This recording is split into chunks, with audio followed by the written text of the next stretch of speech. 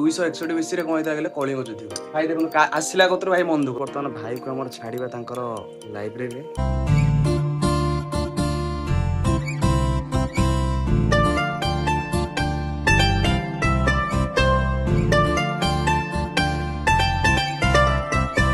Hello hi नमस्कार जय Jagannath everyone welcome to a new blog.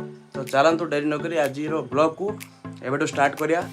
चलो 261 बिसी कौन होता है कलिंग युद्ध। भाई मोर देखो कलिंग युद्ध सारिकी बर्तमान 2026 आसी पहुंचले रूम रे ना नहीं भाई मासे है रूम मैंने नहीं सारचु भड़ा दे दे भाई जाइए बर्तमान आज आसी देख ना कौन कह एक रोरे भाई पूरा बोरिंग कौन कर भाई गोटे मजा करते जोक से पाए एक्चुअली कौन कहले भाई देखो आसला कतर भाई मन दुख बुझे ना कहीं गोटे घरे गोटे एक्चुअली गोटे असुविधा होता से माने मुहटा गोटे मायूस कर बसते तो मुझे चाहिए छोट मोट कमेडी करदेवाई।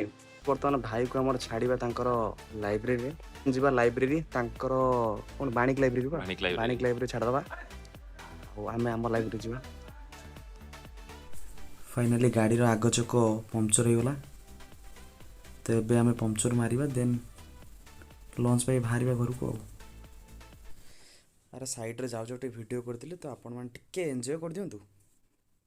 तो भाई वर्तमान हूँ संध्यार समय है तो चलतु संध्या बेले गोटे कौन करिया ना गोटे भगवान दर्शन करिया।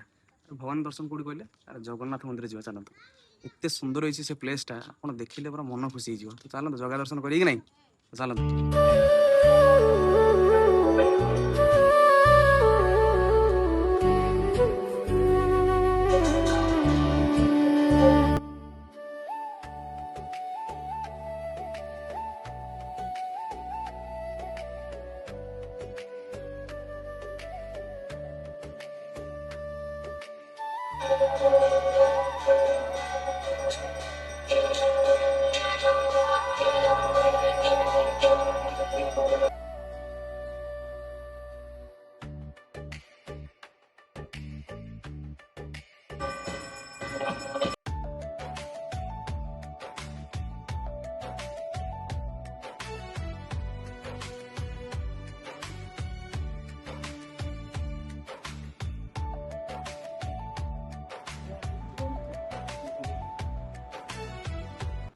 भाई समय हो सारी बर्तमान 9टा PM डिनर टाइम है तो चलतु भाई मोर मिसी बर्तमान कौन कौन खाऊ तो देखिया ये हूँ आमर आलू परोटा सहित चना तरकारी देख पार्छ ना नहीं ये हूँ मोर भाई।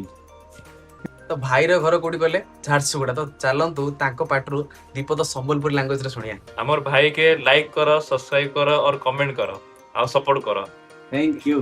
अरे जो मैंने वीडियो देखछन्ती आपण माने लाइक शेयर एंड सब्सक्राइब करूँ। आज ब्लॉग को एट एंड करदे तो होल ब्लॉग टी भाई आपन केमिति लागला तो कमेंट सेक्शन में निहाती जनइबे। से पर्यंत रही पुणी देखा नेक्स्ट ब्लॉग रे। जय जगन्नाथ।